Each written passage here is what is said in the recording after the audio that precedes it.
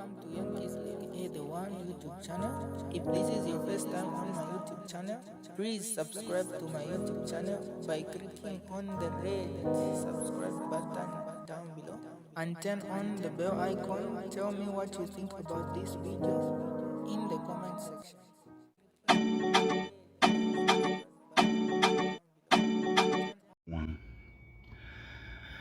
Hello, Zambia. I want to quickly. The purpose of this broadcast is to share my thoughts about Bill 7, which I have nicknamed the Ben 7, Chip Ben 7, Chip Ben 7. And I want to start by offering a little lesson on the concept of gerrymandering. Dictionary.com, the Oxford Languages Dictionary, defines gerrymandering as the manipulation of the electoral constituency boundaries so as to favor one party or class. I'll repeat. The manipulation of an electoral constituency boundaries so as to favor one party or class. One party or class. Yeah. Gerrymandering protects the party lines and keeps bad incumbents in power. Yeah, gerrymandering protects the party lines and keeps bad incumbents in power. The biggest and most dangerous aspect of Chief Ben 7, as I'm calling it, is gerrymandering. Yeah, we have demanded, the people of Zambia have demanded for the UPND government to give us those specific constituencies that are due for delimitation. They are calling it delimitation. But for purposes of this discussion, let's call it gerrymandering. They have hidden that list. And in the debate between people from the same region, between Voskota and Boahimbe, the young attorney there, the young state counsel, resorted to just lying to win the talk. So that debate was an empty talk. There is something that they are hiding. When you are demarcating constituencies, you cannot just follow geography. It's never done that in the whole world.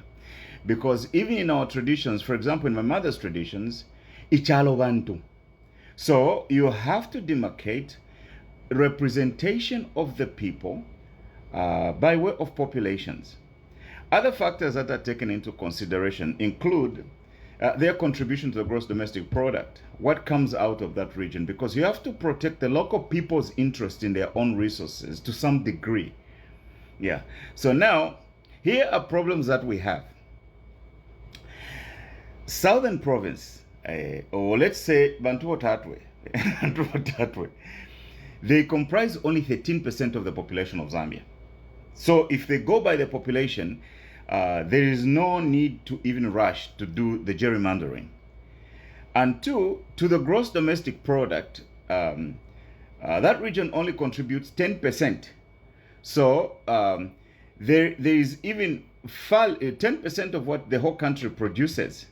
So any delimitation that offers us more boundaries or bigger representation of 13% of the population and 10% of GDP is going to be an inequity.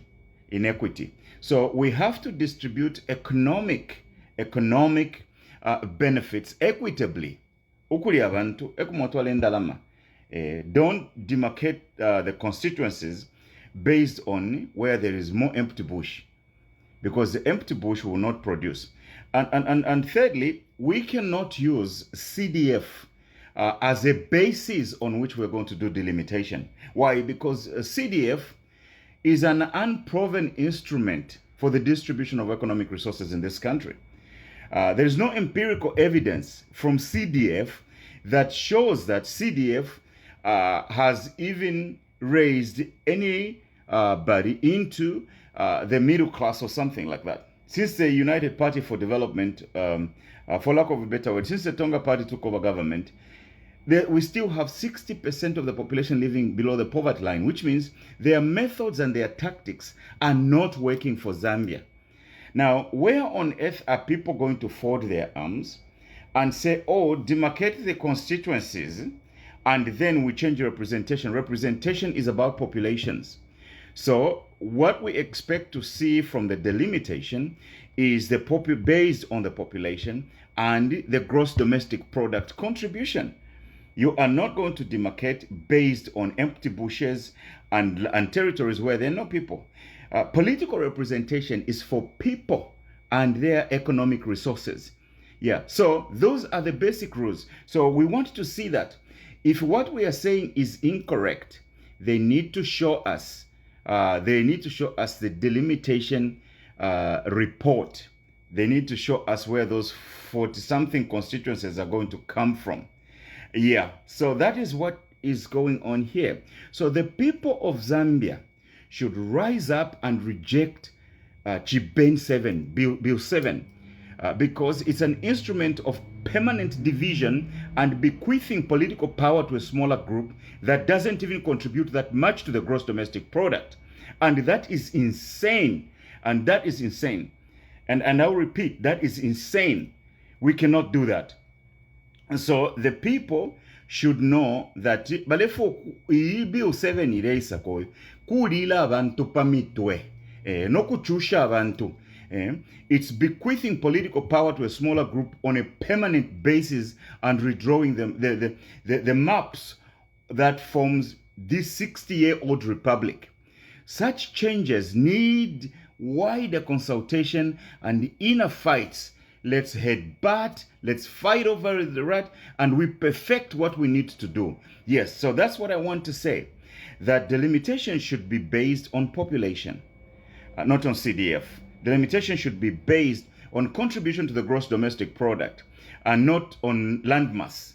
So that's what we need to do as Zambia. Thank you for listening to this piece.